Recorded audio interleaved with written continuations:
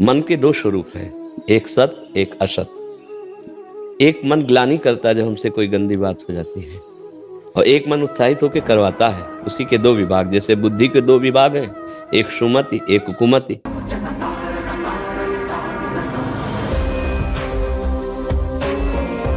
महाराज जी, depression, negativity, मृत्यु का भय क्यों रहता है हमेशा में? क्योंकि पाप कर्म बन गए हैं, प्रमाद स्थिति बढ़ गई है। जो करना चाहिए वो नहीं कर पाए, जो नहीं करना चाहिए वो कर दिए। तो जिस मन की प्रेरणा से हमने असत कार्य किए, वही मन हमको दंड दे रहा है। जो हमें करना चाहिए वो हम नहीं कर पाए, जो नहीं करना चाहिए उसमें लग गए, तो वही कर्म मन पर सवार होकर, जिस मन ने प्रेरित करके इंद्रियों से कर्म कराए थे, वही मन हमें दंड दे रहा है। कई जन्मों से पाप संचित हैं और इस जन्म में भी हो गए, तो फिर मृत्यु का भय नहीं, मृत्यु करवा देता है मन। ये मन ही तो करवा रहा है ना।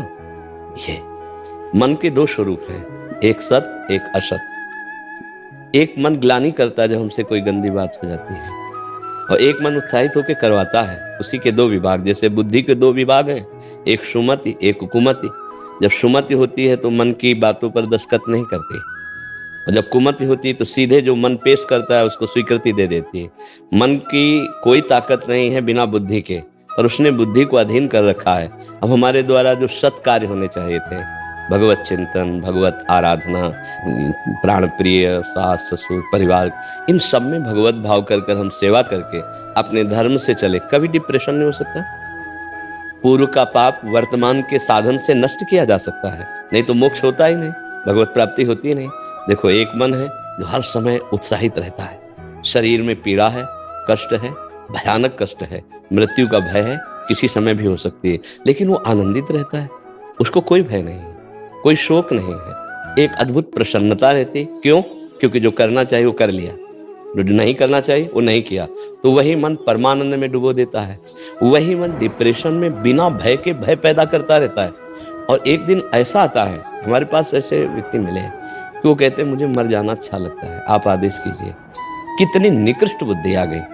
आत्महत्या से बड़ा कोई पाप सृष्टि में नहीं रखा गया, और वो इतना महापाप करने के लिए तैयार वो व्यक्ति हो जाता है। क्यों? क्योंकि उसने गलती कर दी। आप सुधार कर लो।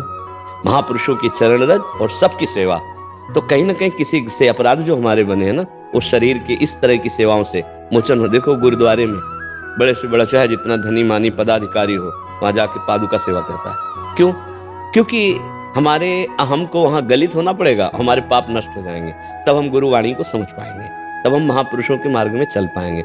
इसीलिए हम सबसे हाथ जोड़कर प्रार्थना करते हैं कि आपका खान पान पवित्र होना चाहिए, आपका पेय पदार्थ पवित्र होना चाहिए, आपके आचरण पवित्र होने चाहिए। इसके लिए आपकी बुद्धि शुद्ध होनी चाहिए। बुद्धि शुद्ध होने के लिए राधा राधा राधा राधा, कोई पैसा नहीं लगता, कोई मेहनत की बात नहीं, उठते बैठते चलते फिरते राधा राधा राधा राधा। तो यही मन पहले जलाएगा, फिर आनंदित हो जाएगा।